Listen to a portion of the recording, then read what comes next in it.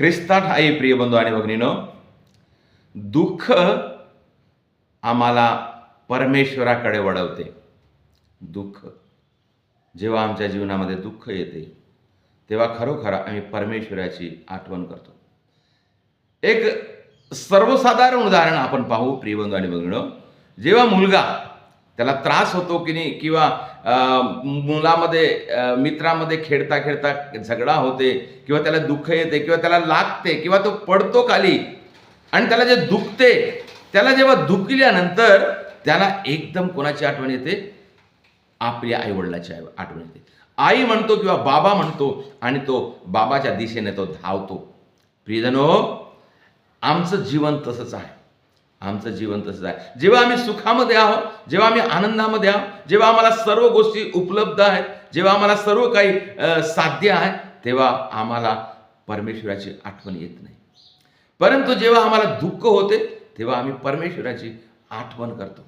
आणि हेच आमचं एक नातं आहे परमेश्वराचं, एक आमची पद्धती आहे, किंवा हे एक परमेश्वराने आमच्यासाठी एक कृपा दिलेली आहे. दुःखामध्ये आम्ही परमेश्वराचं नाव घेतो. कमीत कमी दुःखामध्ये तरी आम्हाला परमेश्वराचं नाव येते, आणि केलंच पाहिजे. आम्ही प्रार्थना केलं पाहिजे. प्रिय बंधू आणि भगिनीनो, नेहमी जर आम्हाला सुख असेल, तर नेहमी आनंदच असेल, तर कदाचित आम्ही देवाकडे वळणार नाही. एका फादरांनी सांगितलेली एक लहानशी गोष्ट मी तुम्हाला सांगतो. एका ठिकाणी पुष्कळ उंच असं बिल्डिंग होती, मोठी इमारत होती. त्या इमारतीवर एक माणूस उभा होता, आणि त्या इमारतीच्या खालून एक रस्ता होता, आणि त्या रस्त्याने पुष्कळ लोक जात होते.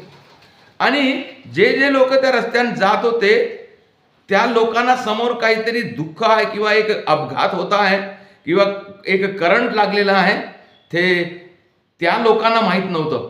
परंतु जो वरती बसलेला होता त्याला दिसत होतं की हे सगळे लोक जाऊन तिथं करंट लागून मरत आहेत. आणि तेव्हा हा वरतून त्या लोकांना सांगण्याचा प्रयत्न करत आहे, इशारा करून. शब्द तिथपर्यंत पोहोचू शकत नाही, त्याचे हाक त्यांना जात नाही, आणि खूप आरडाओरडा आहे, कल्ला आहे, आवाज आहे, मोटर गाड्याचा आवाज आहे, परंतु त्याला शब्दांनी त्याला सांगता येत नाही. तेव्हा त्या लोकांना कसं तरी हे सांगण्यासाठी तो प्रयत्न करत होता. तेव्हा मग त्यांनी असा विचार केला की एक पैसे टाकावं खालून वरून खाली. जेव्हा ज्याच्या अंगावर पैसा पडेल तो तरी वरतो पाहिल, अशा प्रकारे त्यांनी विचार केला, आणि तो एक एक पैसे टाकू लागला. परंतु जेवढ्याने ते पैसे बघितले, ते काय करत आहेत? आनंदानं पैसा उचलून समोर जात आहे. आनंदानं उचलून सर्वजण तसंच करत होते. याला खूप दुःख झालं, कोणीच वरती पाहत नाही आहेत. तेव्हा याने एक विचार केला, एक लहानसा दगड त्याने वरतून घेतला आणि टाकला वरतून. एकाच्या डोक्याला लागला, आणि डोक्याला लागल्याबरोबर तो वरत पाहतो, आणि वरत पाहला म्हणून त्याची जिंदगी वाचली. आणि म्हणून अशाच प्रकारे प्रियबंधू आणि भगिनीनो, तो का म्हणून वरत पाहला? त्याला थोडी इजा झाली, त्याला दुःख लागलं, त्याला त्रास झाला, आणि म्हणून तो वरत पाहतो. अशाच प्रकारे आहे आमचं जीवन. जोपर्यंत आम्हाला दुःख येत नाही, तोपर्यंत आपण वर पाहत नाही, किंवा देवाकडे पाहत नाही, देवाकडे वळत नाही. प्रियजनो, आम्हाला ही गोष्ट समजते की देवाने आम्हाला समजवून दिलेलं आहे. म्हणून आम्ही फक्त दुःखामध्येच नाही, तर सुखामध्ये सुद्धा आपण नेहमी परमेश्वराशी जोडून राहावं. प्रार्थनामय जीवन जगावं, प्रार्थनामध्ये आपण राहावं. आम्हाला प्रार्थना करणे फार गरजेचं आहे. कधी कधी संकट येते आम्हाला, कारण काय? आम्ही प्रार्थना करत नाही. कोणाकोणाला देवाने प्रार्थना करायचं वरदान दिलेलं आहे. प्रत्येकाला कदाचित प्रार्थना करणे जमत नाही, परंतु प्रार्थना सगळ्यांनीच केलं पाहिजे. जमत नाही अशी गोष्टच नाही, परंतु काही काही लोक भरपूर प्रार्थना करतात. प्रार्थनाचं वरदान आहे काही काही लोकांना, आणि त्या प्रार्थनाद्वारे ते दुसऱ्यांना बरे करू शकतात. परंतु सर्वांना प्रार्थना करण्याचं देवाने सामर्थ्य दिलेलं आहे, आणि आपण प्रार्थना केलंच पाहिजे. आपण कोणाकोणासाठी प्रार्थना करावं? विशेष करून प्रभूनं काय म्हटलेलं आहे? जे तुमची निंदा करतात, जे तुमचा त्रास करतात, जे तुमचा छळ करतात, त्यांच्यासाठी तुम्ही प्रार्थना करा. प्रियजनो, छळ करतात, काही काही लोकांना समजत नाही, तेव्हा ते काय करतात? आम्हाला छळ करतात, त्रास देतात. अशा लोकांना काय केलं पाहिजे? आपण त्याच्या विरुद्धामध्ये बळ काढून किंवा आपण बंड करून किंवा त्यांना झगडा करून आपण जिंकू शकत नाही.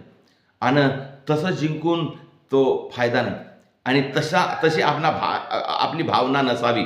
मी त्याला जिंकील, मी त्याला झगडा करून जिंकील, मी त्याला काहीतरी अडथळा आणून जिंकील, किंवा मी त्याच्यावर केस करील, किंवा मी त्याच्यावर त्रास करून त्याला त्याचं जीवन संकटात आणील, अशी भावना आपल्यामध्ये नसावी. आपली भावना काय असावं? त्याला परमेश्वराकडे समर्पित करू. हे पित्या परमेश्वरा, तुझा पुत्र येशू ख्रिस्त याच्या नावाने मी प्रार्थना करतो. तुझा पवित्र आत्मा आमच्यावर पाठव आणि ह्या आमच्या फलाण्या व्यक्तीवर कृपा कर, दया कर, याला चांगली बुद्धी दे, याला आशीर्वाद दे. हा वाईट वृत्तीचा माणूस आहे, हा तुझ्या विरुद्धामध्ये आहे, हा वाईट कार्य करत आहे, याला तू आशीर्वाद दे. अशी प्रार्थना करणे हे आमचं कर्तव्य आहे. आणि ह्या प्रार्थनामध्ये आम्हाला आणि त्या व्यक्तीला सुद्धा आशीर्वाद मिळतो. दुःखामध्ये आपण हमखास प्रार्थना केलं पाहिजे. आमच्या मुलांसाठी प्रार्थना केलं पाहिजे, आमचे मुलं चांगले व्हावं म्हणून प्रार्थना केलं पाहिजे, आमच्या शेजाऱ्यासाठी प्रार्थना केलं पाहिजे, आम्ही जिथं काम करतो त्या लोकांसाठी आम्ही प्रार्थना केलं पाहिजे. कधी कधी आम्ही उगाचच काय करतो, हे लोक चांगले नाही, ते लोक चांगले नाही, ते असे करतात, असे करतात, आपण अशा प्रकारे आपण बोलतो, टीका करतो, आपण आलोचना करतो. परंतु आपण विचार करून पाहूया का आम्ही त्या व्यक्तीसाठी प्रार्थना केलेला आहे, त्या व्यक्तीसाठी आपण रोसरी म्हटलेली आहे, त्या व्यक्तीसाठी आपण पूजा बलिदानामध्ये भाग घेतलेला आहे.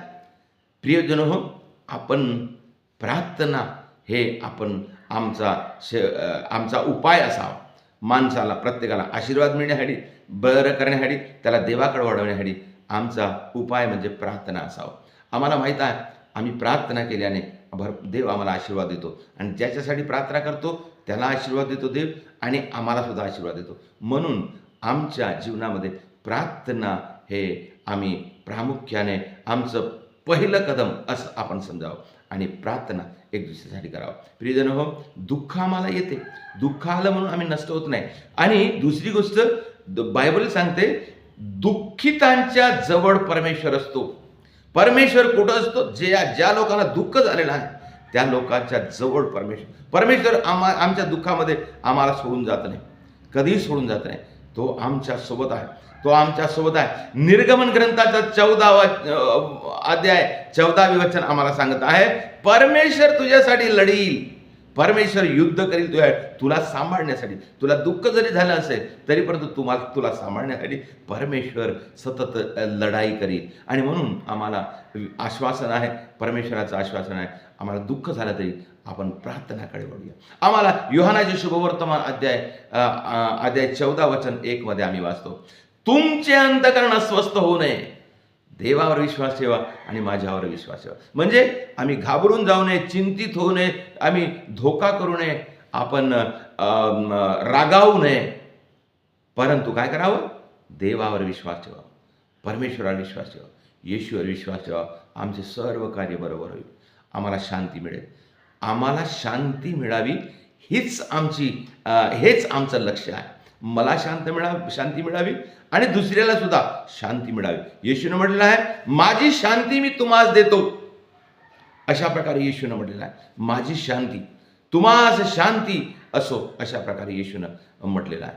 म्हणून आम्हाला शांती मिळावी, इतरांना सुद्धा शांती मिळावी, आम्ही शांतीमध्ये राहावं, देवाच्या शांतीमध्ये राहावं, हीच परमेश्वराची इच्छा आहे. म्हणून प्रियबंधू आणि भगिनींनो, आमच्या कार्याने, आमच्या कर्तव्याने, आमच्या प्रार्थनामय जीवनाने आमच्यामध्ये आम्ही शांती प्रस्थापित करण्याचा प्रयत्न करूया. आमच्या कुटुंबामध्ये, आपल्या लेकरामध्ये, आमच्या समाजामध्ये शांती प्रस्थापित करण्याचा आपण प्रयत्न करूया. देवाकडे प्रार्थना करूया. दुःखाला घाबरू नये, तर दुःखामध्ये आपण जास्त प्रार्थना करूया, आणि प्रार्थनेद्वारे देवाचा आशीर्वाद आमच्यासाठी आणि आमच्या छळ करणाऱ्या लोकांसाठी सुद्धा आपण प्रार्थना करूया.